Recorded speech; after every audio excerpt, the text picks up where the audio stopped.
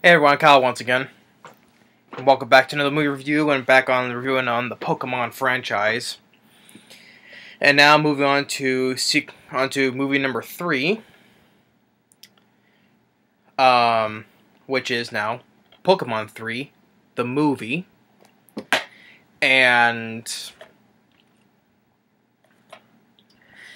Pokemon 3 the movie, which came out in, well, all these were released as all the previous two films were released in Japan a year before of each of their release in the U.S. So, this was released in Japan 2000, and this came out in April 2001. And like I said before, I enjoy mainly the first 3 Pokemon movies. I saw all 3 of these films in theaters when they came out because I enjoyed Pokemon. I loved Pokemon growing up, and like I said before, I still prefer Pokemon more than Yu-Gi-Oh, which I still like the Yu-Gi-Oh series though, but Pokemon is way much better to me because I grew up with it more. And how 3 films were, and this had all the first 3 films. Well, I would say this one, getting to number 3, I would say is probably the more dark. Probably say to me is like the darkest tone than the previous 2 films. To me, at least to me, And this is where by this time, Ash is from the Johto region, and we see the legendary Pokemon, Entei. One of the 3 legendaries, the fire, electric, and water, got Entei, got Raikou, and you got Suicune. But this one, it shows Entei, and also introduces, the other Pokemon, the Unknown, which are Pokemon that are shaped like, shape of the letters of the alphabet, and their only ability is Hidden Power. But I enjoy all 3 of the movies. But if I were to rank, I would for the first 3 movies I would rank. I would probably put this one because I get this film. I just felt like I got more enjoyment than the first 2 movies to me. But regardless, I still like the previous 2 movies. But I still think this one I got more entertainment and enjoyment from, because probably not just the dark tone, because more for the Johto Pokemon region and Entei and the whole story more, I should say. And when it came out, the film made much less money than the previous 2 films. It came out. It debuted on April 6, 2001 in the U.S. It debuted number 4 with a much weaker opening, and it made obviously less money than the previous 2 films. It made $17 million domestically, and overall made $68 million. On its budget of $16 million, so domestically it barely made past it.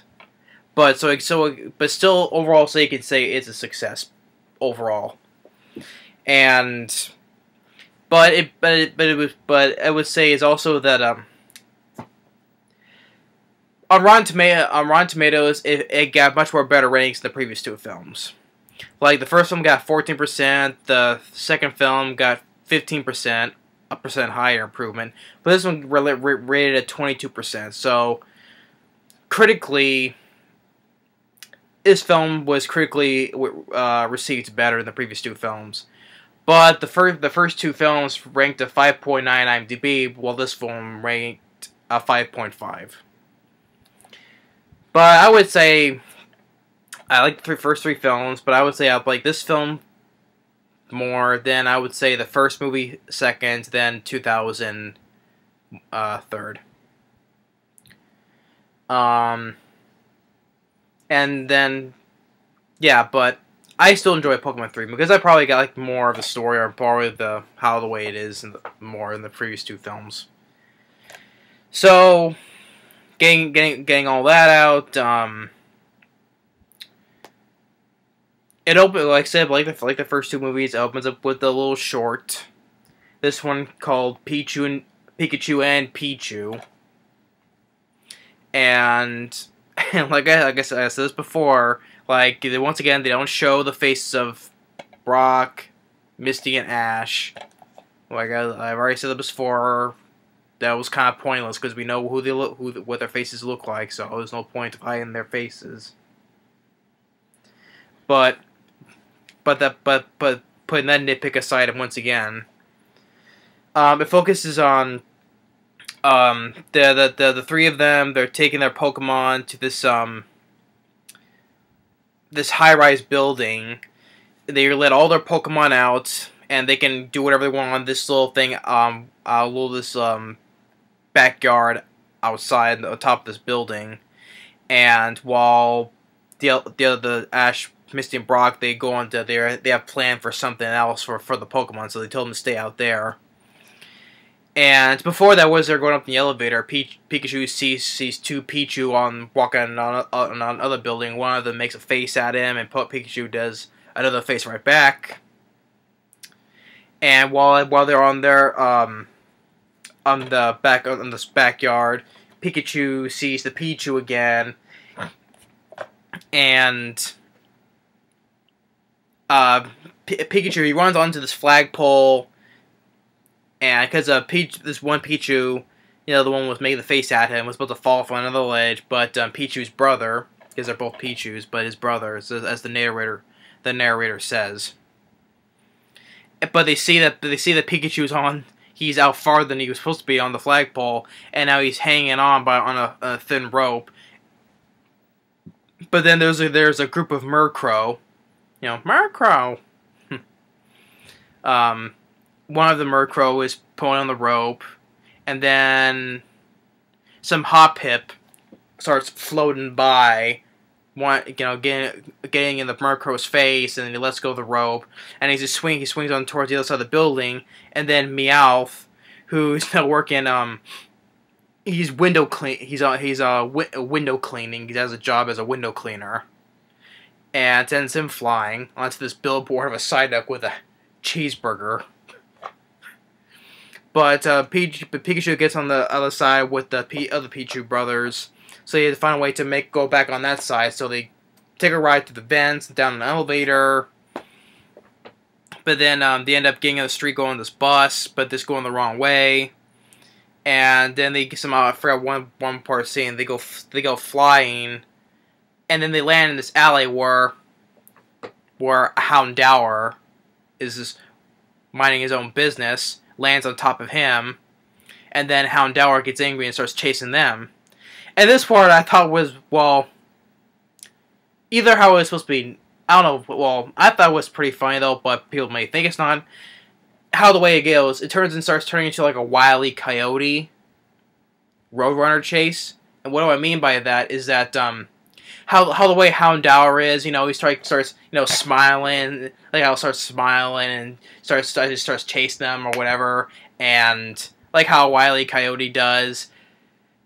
And there's one part, this is really how this is like a Wile E. Coyote Roadrunner scene, where the Pikachu and Pichu, they go on this fence, but there's another part of an alleyway where there's a sleeping Snorlax. They use to bounce him using as like a trampoline because Snorlax is big, and bounce Sam goes on the other side on the fence.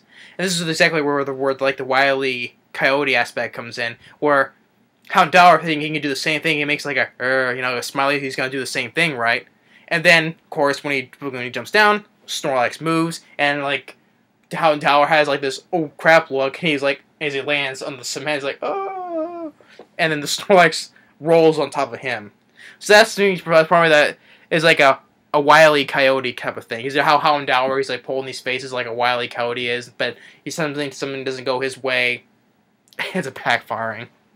So that's what I thought was kind of, or people may not think it's a reference for that though, but the way how it looked for me, it looked like a Wile E. Coyote chase. Yeah. So then Pichu and the Pichu brothers and Pikachu, they go to this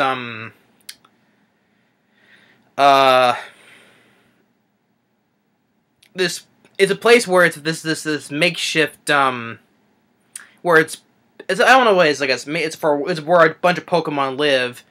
It's like where it's a bunch of tires and pipes and a clock. I don't know.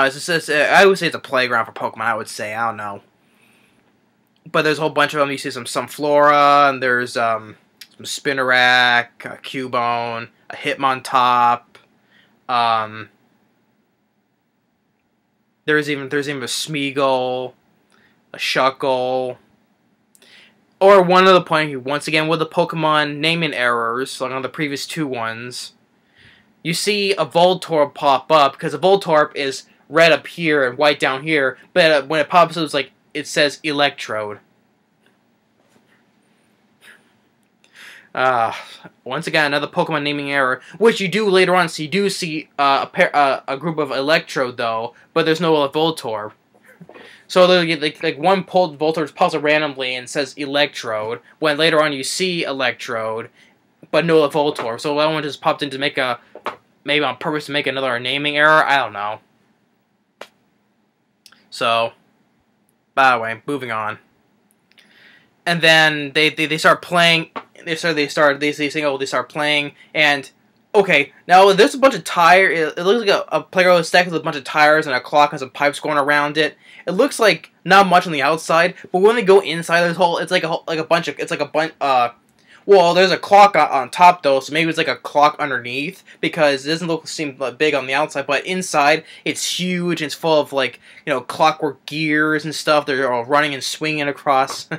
It's like not that much on the outside, but it's like huge on the inside, full of mechanical gears for a clock, you know.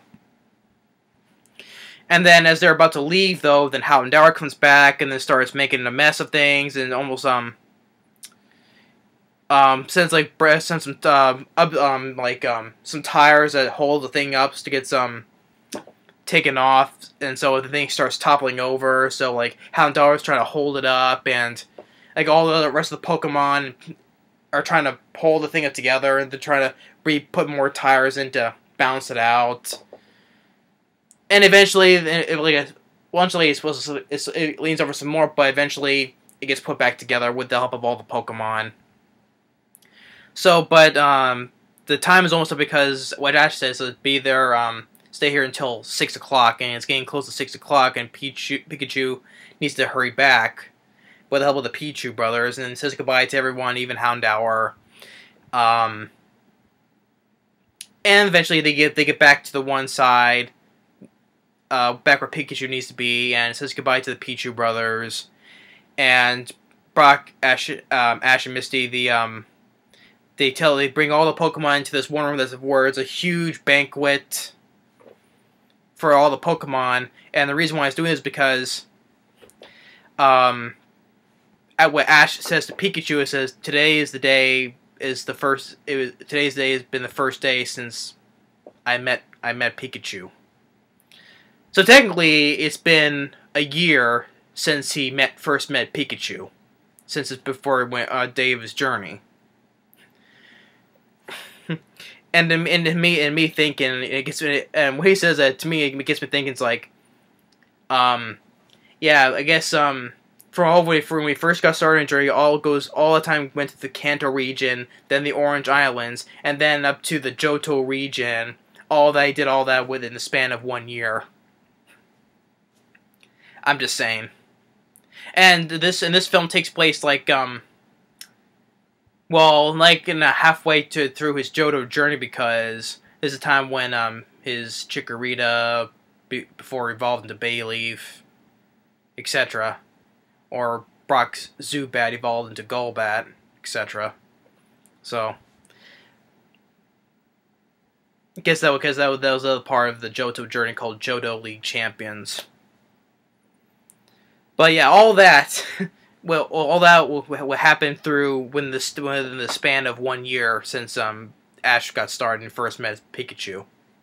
I'm just saying, probably it's not only a time of me thinking that though, but I'm just pointing it out.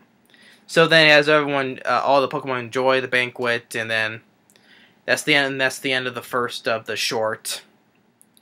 And then we get to our main story here, which is called Spell of the Unknown.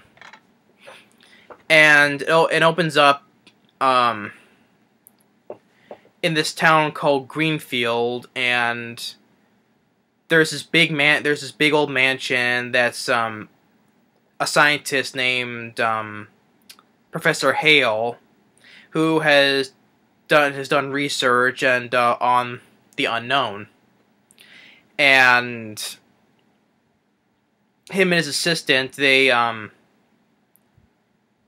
go to this ruins where they just discovered, and to like go a bunch of with the assistant name of I forget what that character's name is, his assistant, but they're explaining all the pictures of unknown, hieroglyphics of the unknown, and then one thing leads to another, is that the professor, he gets sucked in into through a portal, and gets, let's say, to another dimension, I would say, where all these unknown are. So he's disappeared, and it takes a toll on his daughter Molly, who her mother before this has also disappeared for some unknown reason. Just unknown reason is that her mother has disappeared. Doesn't explain why. Probably has been, or I just missed it, but just disappeared. Doesn't explain where she went or anything. But Molly, she has the box of the little it's probably like a Pokemon version of Scrabble, because you know how the little tablets on where the unknown images are. It's like Scrabble, the letter tablets you put on the Game Boy. That's what they look like to me.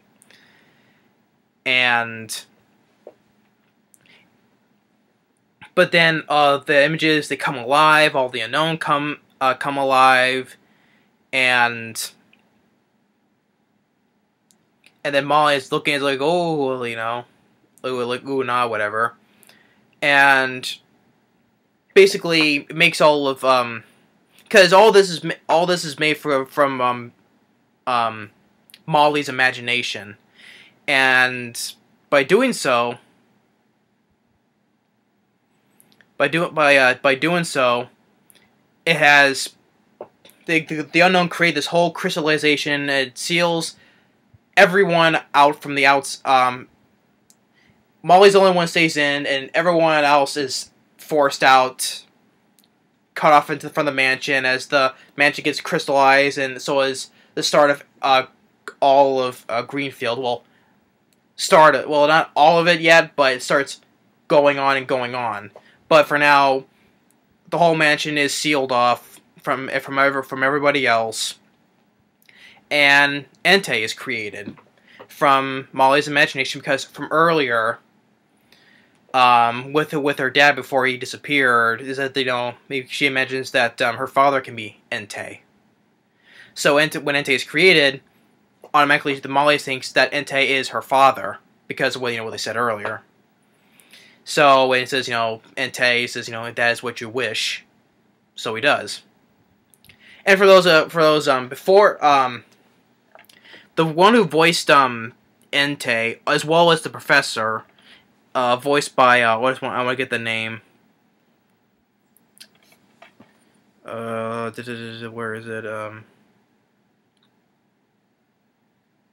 So I want to get that name. I believe it's Dan Green, who voices Entei, as well as the professor. Yeah, I think that's the name, Dan Green. Also voices the Pharaoh in the Yu-Gi-Oh show. But even though the Pharaoh, or as his real name in the show by the end of the series, his name is Atem. Yeah, that's what Dan Green voices the Pharaoh, and this is what it voices as Entei.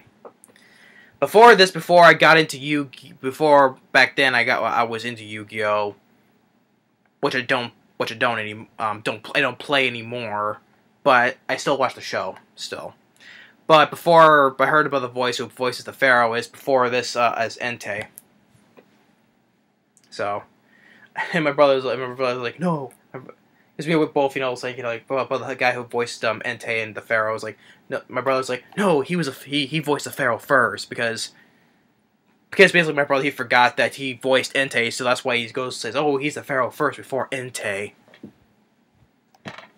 But I saw this film first, so I just say, I don't know whether that's a big deal. This is something between me and my brother always, talking chatter about. But yeah, I thought the guy who voiced Dan Green as well as the Pharaoh and as voiced as Dan Green, Entei was good as the voice. Because if you watch, to me watching is like, oh, the guy who voices Entei, he's voicing the Pharaoh as well in Yu-Gi-Oh. But yeah, but after that, we go back with Ash, Misty, and Brock. They meet this trainer by the name of this young female trainer with an APOM. So we get the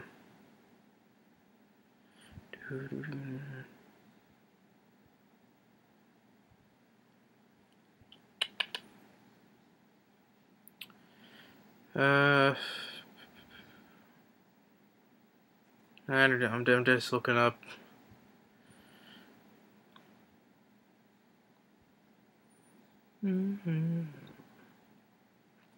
I forget what the trainer's name. Lisa. That's what it is. Yeah. Then she and Ash have a little Pokemon battle as the theme for the Pokemon Johto theme song plays. Ash wins, of course, or either it's a tie, whatever, because it's been back and forth. But as they go back to Greenfield, they see a lot of it is being crystallized, especially the main mansion is a big part of it, and they see flowers getting crystallized, whatever. And as the news get there, Ash, not like Professor Oak sees this. Tracy's there, has a little appearance as well from the Orange Islands. Who knows about all this stuff because the professor was a student of Professor Oak, and also Ash's mom. They said at one point said her name was Delia, I think it was. Which Ash's mom also knew Professor Hale when she was a girl as well. So she goes with the professor to Greenfield, and Professor Oak starts explaining stuff, and what they at least know is that Molly tells Entei, well, her papa, says that she wants a mom. So Entei goes out, kidnaps Ash's mom. Use a psychic ability, to temporary brainwash. It's like, take me to my child, whatever. So carries her away. Ash goes after her.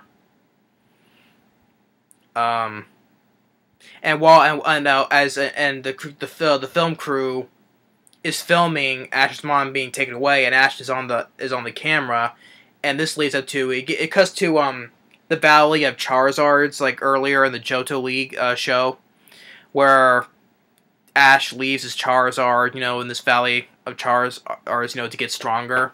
Well, he see I forget the girl's name who and her Charizard who owns that place. They're watching the TV and on the news that's happening. Charizard looks and he sees Ash running, so he knows he's in trouble. So he flies all the way to there to help him. We'll get to that in a bit.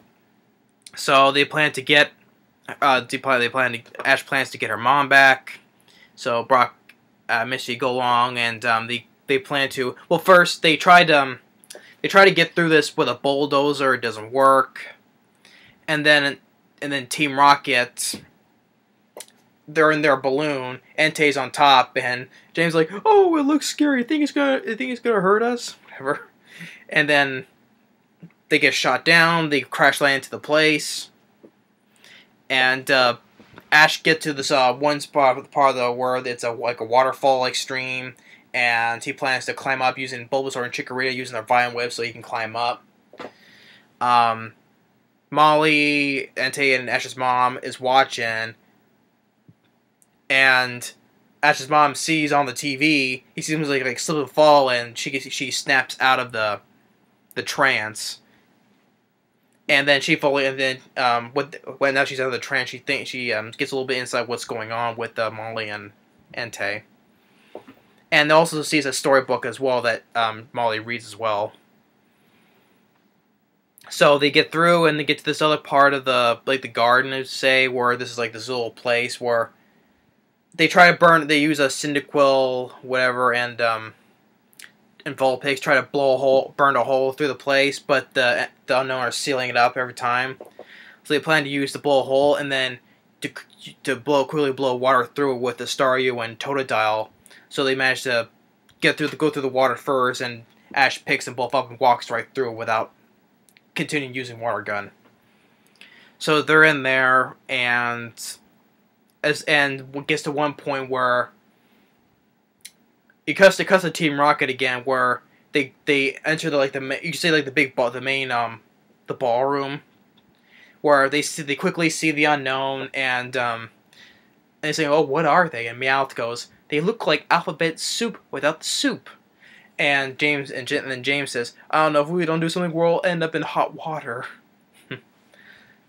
So then Molly gets since she sees Ash using Pokemon, that she wants to be a Pokemon trainer. So then she starts dreaming. So Entei goes towards where they're at, though, because Ash and the others, they are at this make-believe flower field. And Molly dreams of her, creates an image of herself. This is she can be anything that she wants, what Entei says. So she envisions of herself being older. And so that she wants to have a Pokemon battle. Once again, if I can use words correctly. So Brock wants to go first so Ash can go find his mom. So she fights Brock with her dreamed up Pokemon, which are much more stronger than Brock's real Pokemon, using a Zubat, Vulpix, and an Onix. Well, she has the other Pokemon first a Flaffy, then a Teddiursa, then a Vampy. Brock loses, which you don't see him we don't know what happened to him after that. And then it's Misty's turn. Or before that, as Team Rocket sneaks past Brock while he's battling, Meow says, "One question to be asked: Do you think we'll get a larger part in the next movie?" So, so then one thing leads to another. That Misty and Ash, they get to this where they go up on the beach, and they show up again, and Molly makes another version of herself, a little more younger this time, and all the whole thing floods, but they're able to breathe because underwater, because it's all a figment of Molly's imagination.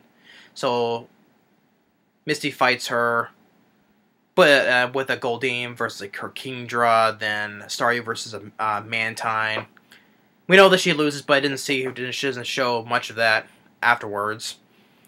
So then, eventually, Ash catches up to his mom, and one thing that Molly wakes up, though, but there was a picture that earlier there was a picture with that Professor Oak, Ash's mom, and Ash when Ash was a little much more younger, and with the Professor and Molly where they were there together. It's funny that Molly looked the same in that picture, while she looks the same in that picture as she is now. Well, except Ash has gotten a little much more older, I don't know. If you know what I'm talking about, there was a picture earlier that where the Professor and Molly was Ash and his mom, and with Professor Oak, and at Professor Oak's place. Molly looks the same in the picture as she is now, but yet Ash is much more older as he was in the picture. So But so the point where Ash knew Molly though, but Molly didn't seem to remember that. So Ash's mom says that she wants to leave, but then she gets upset, and more spiky crystals gets formed, separating Ash and his mom like a barrier. Auntie comes back and says, that she is Ash's mom is staying right here, and Ash is saying, I'm not gonna lose to some illusion, because he dreamed up by Molly. I'm not gonna lose to some illusion. So Entei starts attacking. First he fights Totodile, makes Totodile lose, and Cyndaquil's like, I am no illusion. Now you think you can defeat me? Now have I proven you that I am real? So then Pikachu starts fighting, and he sends another blast, which sends Pikachu and Ash off, flying off. Creates a hole in the wall where he sends them off, and they're falling. They get saved, and then he gets saved by Charizard. And he says, "What is this? My friend Charizard. Your friend? All my Pokemon are friends.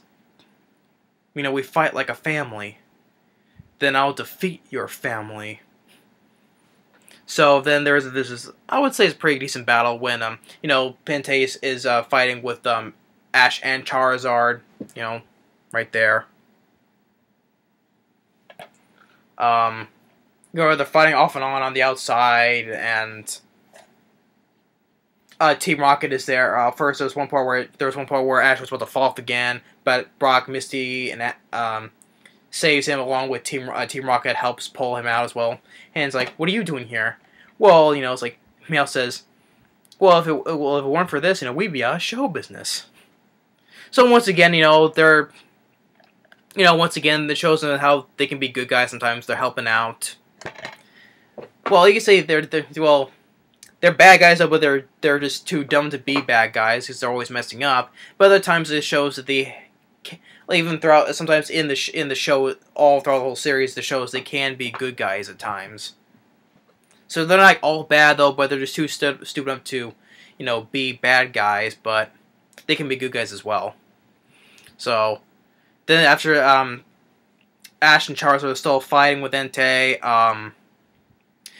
there's where Ash's mom tells Molly, she says, think about your real mother and your real father. So they all come back in that room, and Entei is about to finish Charizard, and what Molly says, stop all this. So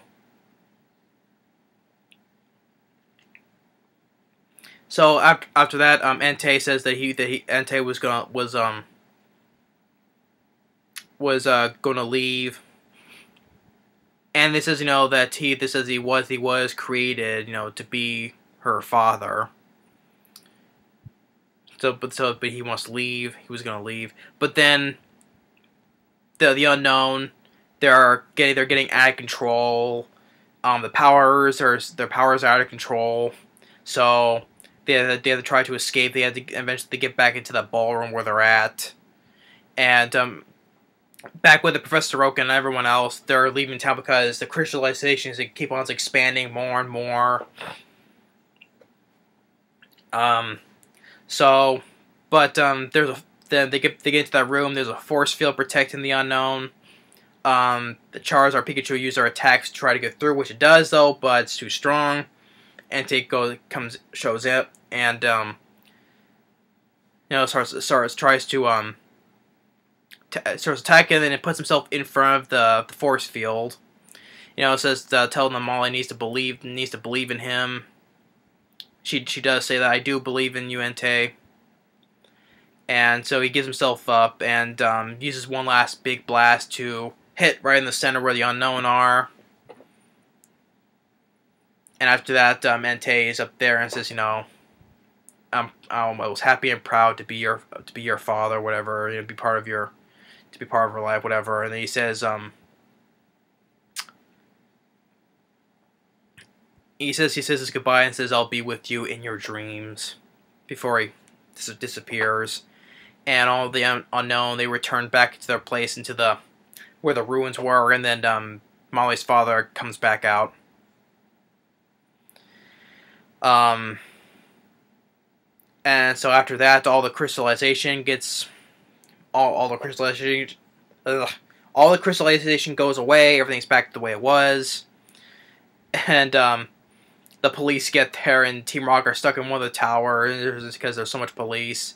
So he says, who cares if we fail again? We'll try again next time, And so, Team Rocket's fading out again. So after that, once again as the end credits are going, like on the previous two endings of the film, it shows more. It shows that that they say goodbye to Charizard as he goes back to the Valley of Charizards, and they say goodbye to Lisa as they go their separate ways. Shows them once again they're back on their journey, and you see Molly with her own little Teddy Ursa, and sees her father who's happy, and then eventually her mother shows up. Like I said, they said her mother just disappeared. It didn't say where she went or whatever, or anything happened to her. It's like she just disappeared and then all of a sudden just shows up at the end. So we don't know what happened to her mother. All of a sudden, they just use that she just disappeared with no reason. No reason why she disappeared, except to just show up at the very end.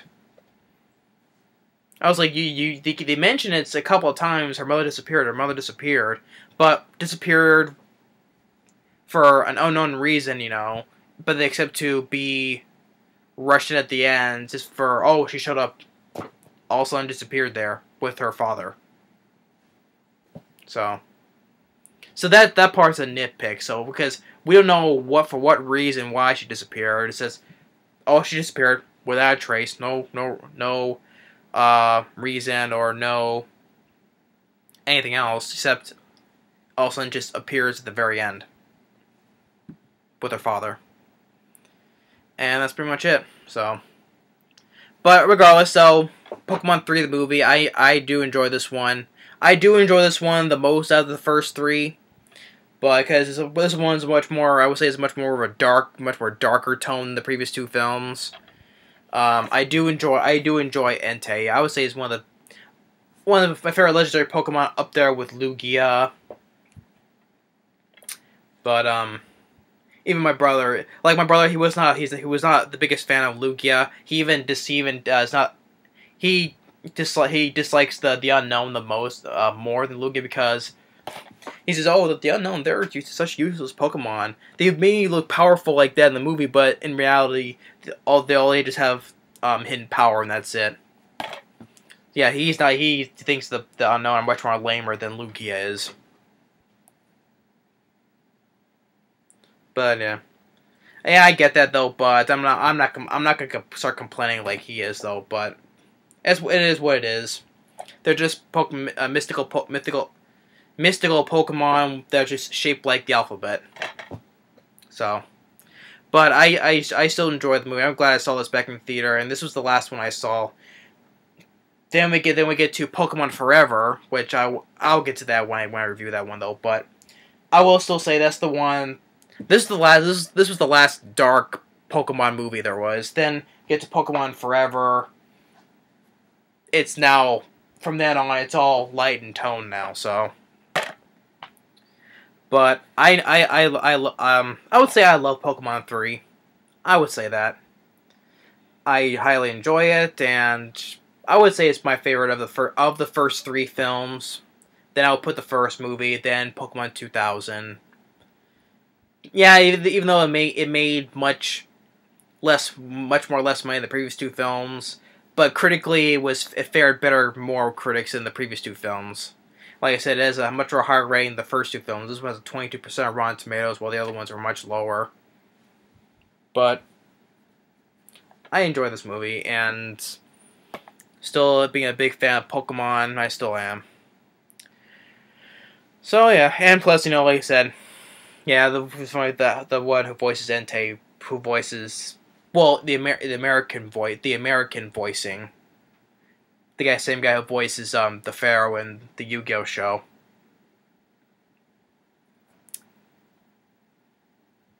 But I know there's always been a variety of different voices of probably from the same actor in Pokemon and Yu-Gi-Oh. So,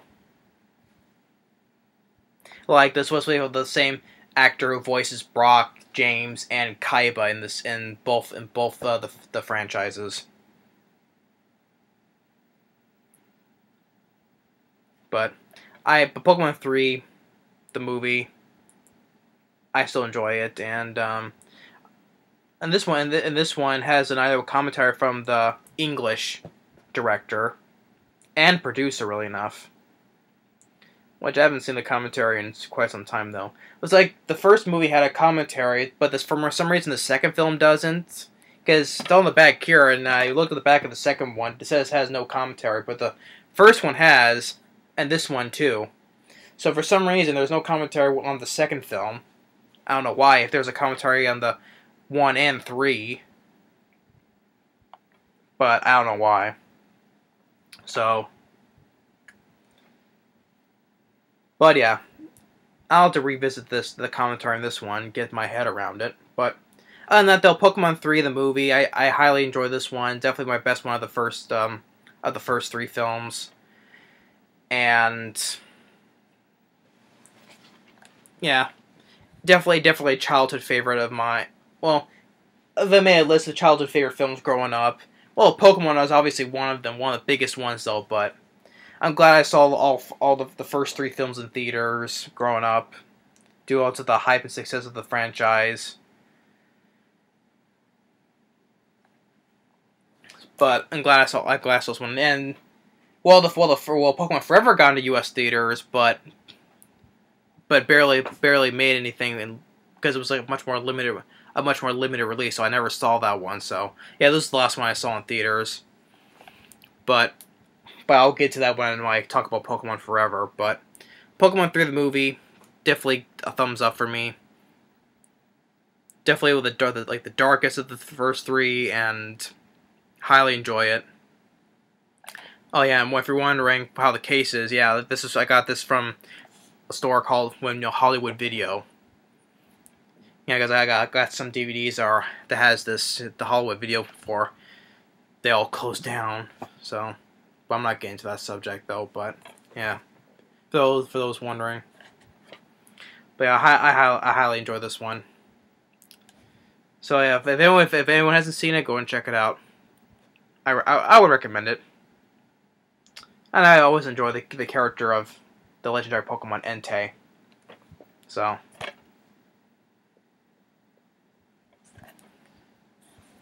But yeah, that's what plus Pokemon 3 the movie. Next up will be continuing upward on the franchise is Pokemon Forever. Thanks for watching. Stay tuned on the next movie review, and that is Pokemon Forever. Later.